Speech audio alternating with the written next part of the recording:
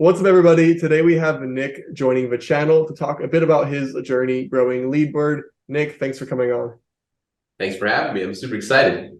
Awesome. Well, sweet. So to start out, obviously I mentioned Leadbird, but I know you're a man who does many different things in terms of software and agency. So when someone asks you, what do you do? How do you summarize that down to your couple second pitch?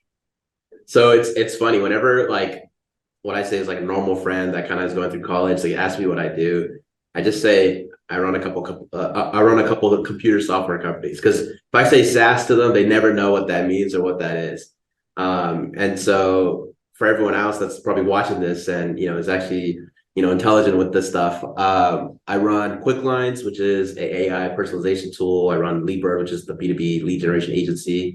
I'm also a partner at Inboxy, which does email warming, Emmy that does email sending, and Scrubby that does catch-all email verification, and Golden Leads that does LinkedIn lead scraping. But they all kind of work together. They're all what's the word? Vertically integrated with what we do at Leadbird. But the primary focus for the last 3 to 6 months has been the agency, just because I enjoy it the most. And that's obviously a lot of things. And I'm curious, what is the first one that you started and when was that started?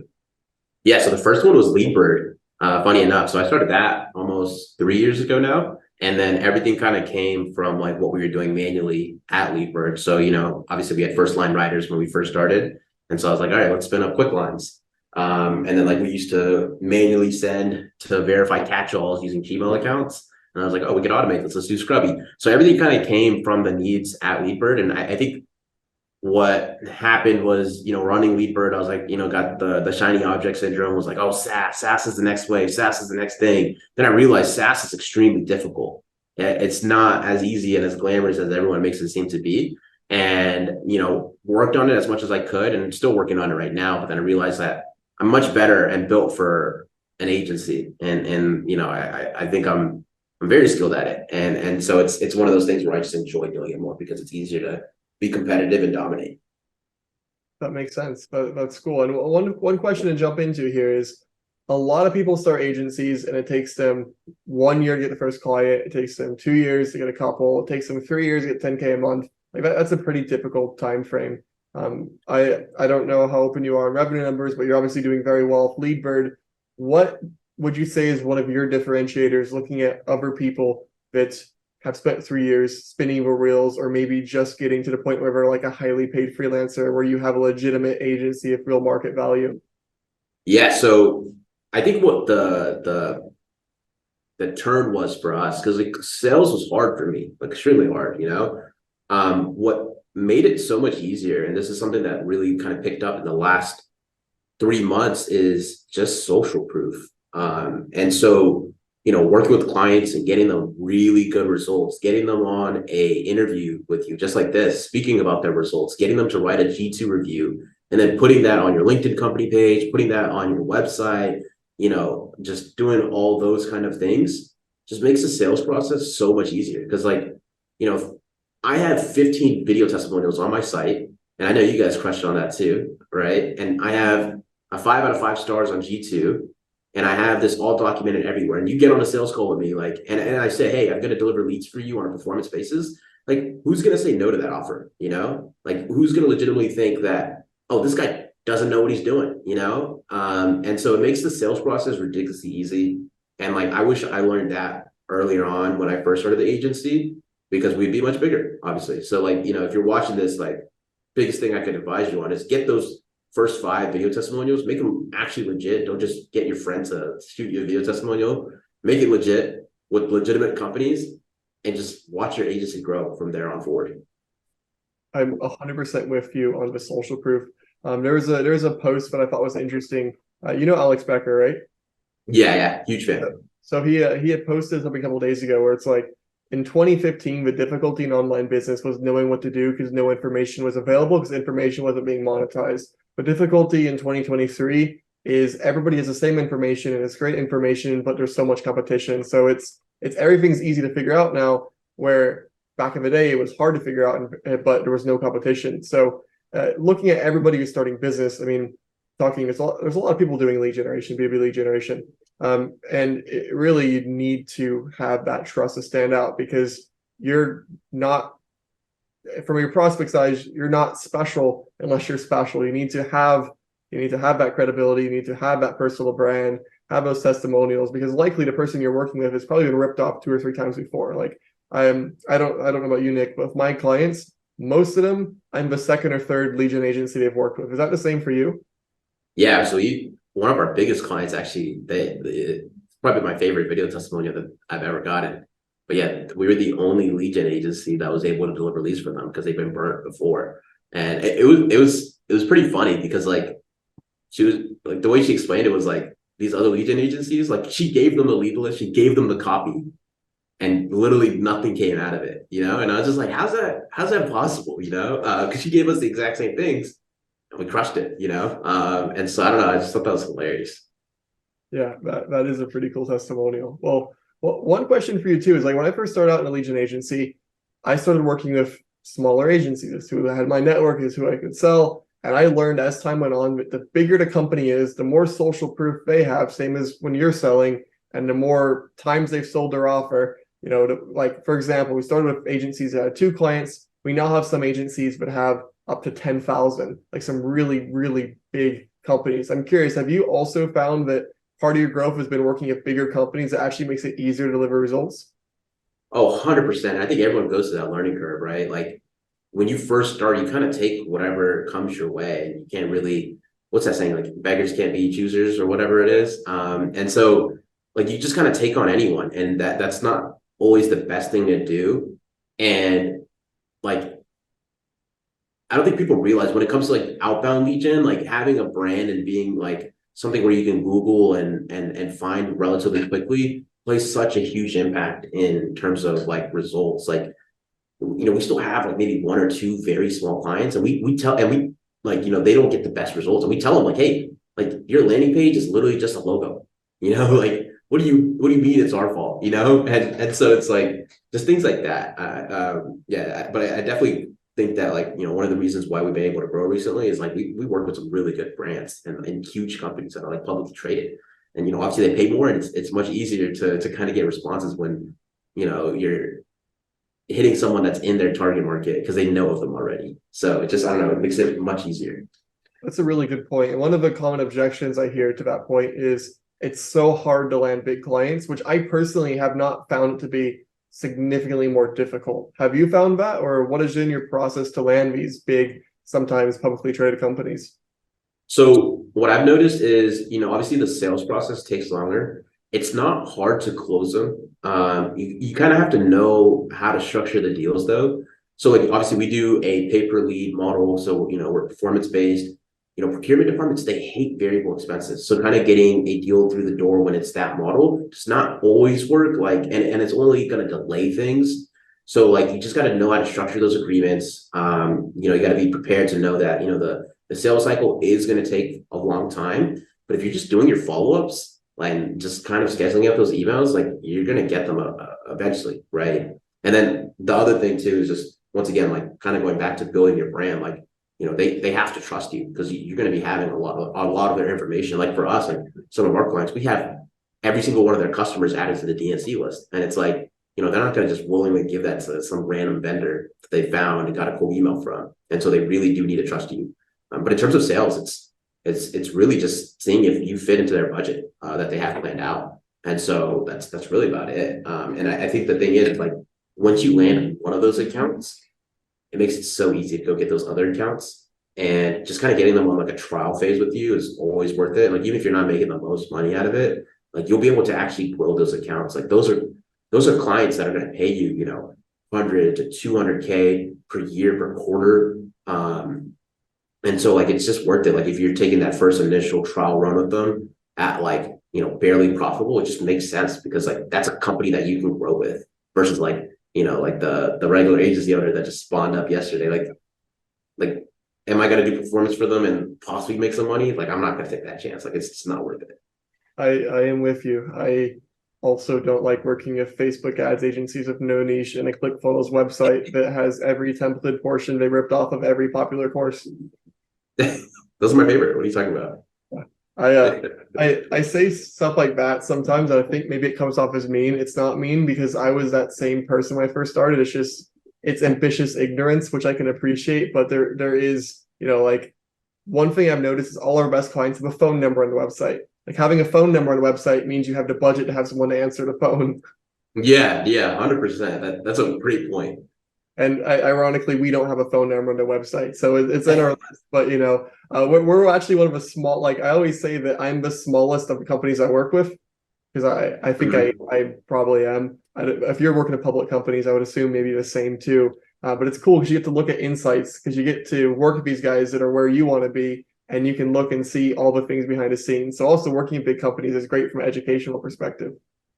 Yeah, no, I agree. I mean, I think the other thing too is like, I mean, we're both young. It's like not many people get to, and like I've never done a corporate job or anything like that. And so I've never gotten to really peek into like, okay, like, because usually, when you first start out, you're working with like the founder or like some owner of like a 10-person company, but it's like now you're working with like the director of like marketing or something of that sort, and or like director of global lead gen or demand gen. And it's like, they just have a budget, and I don't know. It's like a different feel, like working with them rather than working like with like a founder and seeing how like they communicate to their team, and it's kind of like a little bit more political. It's not like as straightforward, and like they got to get clearance and they got to ask their boss about these things. I don't know. It's cool seeing that because like I've never seen that before in my career, and so it's a learning experience for sure. And how old are you, Nick? I actually have no idea. Yeah, so I'm actually 23. I'm about to turn 24 in I think like 10 days, or actually no, this weekend, 4 days. So Cool. yeah, Happy birthday. You're a little bit older than me, appreciate but that. not much. Wait, how old are you? 23. But I turned 24 in next year. For everyone watching, Michael's like 6'10". So he doesn't look 23 at all. No, it's funny because like I don't know if this has been going to be a recurring trend. Everyone I meet in the B2B lead gen space is really tall. I've met two guys in B2B lead gen that are taller than me. But you're not gonna find that with me. I'm like 5'10" Okay. on a good day. It's not too bad. Well, cool. All right. So we talked a bit about Leadbird. We talked about the companies you're working with, some of the learnings you've had, experience of the company. Now, I'm curious, how do you compare running your software companies to your agency? Do is the one question I wonder is like the agency, you might want to grow it for cash flow or you might want to grow it to sell. With the software companies, is the intent always to build to sell, or what is like the end goal when you're building these companies? Because clearly you have a lot of them too, which I imagine is a bit to manage. Yeah, so it's a hard one to answer because like I've kind of gone around and I'm kind of seeing like the mistakes I've made and like how I kind of went into it. So first, like I wouldn't have jumped into running like multiple companies is insanely hard. Like if I was to just focus on the agency for the last 3 years, and I wish I did, I'd be much further ahead than I am right now, right? So that's the first thing. And I wouldn't have, and like if you don't come from a technical background and you don't have like the greatest development team, it's very hard to build a product and we're in tough spaces. Like we're in spaces where we're fighting Google's terms of services, LinkedIn's terms of services. Like they don't want us to do email warm up. And so it's like, you're never going to find documentation and like understand how to build that product the right way. It's like a lot of your developers testing something, seeing if it works, scaling it, seeing if it scales, if it doesn't, coming up with another solution. It's just like a lot of back and forth. And the other thing too is like, I don't think a lot of people realize that like SaaS has churn, right? And most lead gen products have a 10% churn rate, right? And so if you're taking a product-led growth method, it's extremely hard to make it like reasonable. Well, first of all, to make it like really worth your time, right? Because you're gonna have to jump on a customer support call for some dude that's paying you $9 a month and like is gonna churn out the next month regardless. And it's just like, I don't know, like that to me is just a very tough model. Like if I was to do SaaS again, I would not do the PLG method. I would do more of like an enterprise sales motion, make them pay and collect the LTV up front. Like that just makes more sense to me. And that's kind of what I want to pivot some of these products to. I also want to shut down some of these products because, like a great example is like Emmy, like our email sending platform. We had domain rotation, inbox rotation, all these things way before like a lot of these other products like Instantly and Smartlead. And Instantly and Smartlead have done a great job of making a stable product that actually works and is incredible. I use Smartlead now. Like I literally don't even use the own email sending platform that I built, and it's like things like that. And I don't want to have to compete with those guys because they're going to crush me because they have a great development team, And so it's kind of how I think about it. Like I really like simple SaaS products. QuickLines is a great example. It's very simple, very easy to use, and there's not much of a back end there. Like I haven't touched QuickLines in 6 months. It's done great in terms of numbers, and it just kind of is a cash flow play for me in that sense. I'd love to get an exit eventually off of it. And then like Scrubby and Golden Leads, those are two SaaS products we just built recently. I think those are going to be really big because it kind of does do things that other products don't. And they're also very simple backend. So it's not like you need a huge development team, and it's much easier to control. But like Emmy, Inboxy, those are pretty tough. Like it's very hard building email sending platforms. So yeah, that's kind of like a whole circle 360 of my dealings with SaaS. So one thing I wonder with your SaaS companies is obviously you have the advantage if you want to do cold email for them, you have a plug and play system to then do cold email for them. But I know you also have a nice personal brand you've built up. When it comes to getting these users for your software companies or for your agency, what is the split between personal brand and outbound? Yeah, so when it came, so with Scrubby, actually, this is actually funny. So 80% of our revenue that we've generated this year has come from 6 customers. And out of the 6 customers, 1 came from personal brand, more of network kind of thing, and the other 5 have come from cold emails. Nice. And we have a ton of other users. I mean, majority of our users do come from like, content, personal brand kind of stuff. They don't contribute to the big portion of our revenue.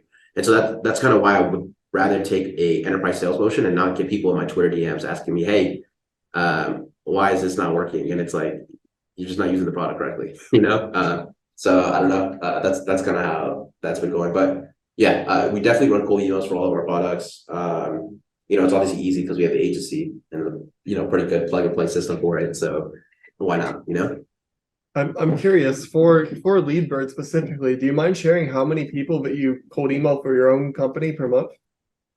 Per month. So we're gonna rapidly scale this because first time in the last 3 years where I feel like fulfillment is like really good, and I have a pretty good backend team where like I'm really confident in. And so going into May, we're gonna go full sales mode. I've never been able to do this, and like we kind of prepping for it, getting a little CRM built out a little bit more. We've been running a really successful cold email campaign this month that's probably done over 30 to 40 appointments already. And content's been picking up a lot. So that's also picking up a lot of appointments. So in May, goal is to get a newsletter to start doing cold calls, get a sales team in place, get multiple closers, and really crush it on our sales side. But in terms of, so right now, like for the month of April, we've probably added 5,000 to 7,000 people into our campaign, but going into May, I want to like 10x that, not 10x, maybe 10x, like 30 to 50,000 total people added into a prospect or into a campaign. So I'm guessing if you're doing that high volume planning, you can't just be targeting agencies. And a lot of people lead gen, we want to just go to agencies. How do you determine who you want to target? Is it by industry? Is it by employee count?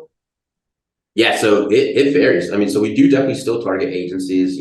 That's like kind of like, what's the phrase, like the low hanging fruit. Like you're going to get appointments booked. You're going to close some of those. It may not be the best clients, but like low hanging fruit. I like to hit a lot of people that are in like people that have like roles around demand gen. Those are really good ones. Head of growth. Those are really good titles. You just need to be able to build your lead list to be B2B, obviously, because if you do head of growth, you may get a lot of B2C companies, which is obviously not going to work. Same thing with demand gen. And so yeah, like it kind of depends, but we do have pretty good ICPs built out, and we have like a really smart way of running our campaign right now is like we're able to scrape our competitors' followers on their LinkedIn company page and run cold emails campaigns to them. And so that prints for us right now. And so we're gonna replicate that at scale. And then we have like a pretty good SEO play that's kind of picking up right now too as well. So yeah, I don't know. Like I think going into May, June, July, it's all about customer acquisition, which is like something I enjoy, obviously. Right. And it's the fun part for sure. Well, sweet. I think that leads to one of the final questions here, which you're doing a lot of things. You're figuring out what you do and don't like with software. You're deciding you're going to scale the agency. what is the goal here? Is the goal to sell all these companies and go into real estate? Is it to sell them and travel the world? Do you just like building things? Like, have you put a lot of thought into where all this is leading and how these companies are going to take you there? Yeah, so I think the end goal is not really like the end goal. It's like I want Libra to be a stable, like the stable name. Like I wanted, like when I think of like the biggest guys in the lead gen space, I think of Science, I think of Belkins, and I want Libra to be up there with it because I love sales, I love lead gen, and I really enjoy like working with my team, and I just wanted to be one of the biggest up there, and I'm sure that's like one of your goals as well, and it's something that that's kind of like what motivates me day in, day out. It's like, I'm building some of the I like what I think is like some of the greatest processes when it comes to lead gen, across like all companies. And it's incredible to kind of see that kind of come to play. So yeah, I don't know. Yeah, that's kind of like my goal. Just make Libra a stable name for everything and anything, cold outreach, lead gen, sales, take it from there. Oh, that's sweet. Well, as a final sign off, Nick, obviously I'll have Leadbird and I'll have some of your software companies and probably your Twitter too linked down below. Is there any other tool or link you want to shout out? People connect with you or they can try one of your products? Yeah, so if you just type in Nick Abraham 12, YouTube, Twitter, or LinkedIn, it'll pop up to my profile. I'm posting pretty good content. I think it's pretty good content. Well, you guys can let me know. And yeah, that's really it. And then you'll probably see some of my products on there, Scrubby, Golden Leads. And yeah, that'll probably take you to some of those tools and you can test it out and let us know if it's good. And give us some feedback. Yeah, that's really about it. Sweet. Well, Nick, thanks for coming on. Thanks for having me.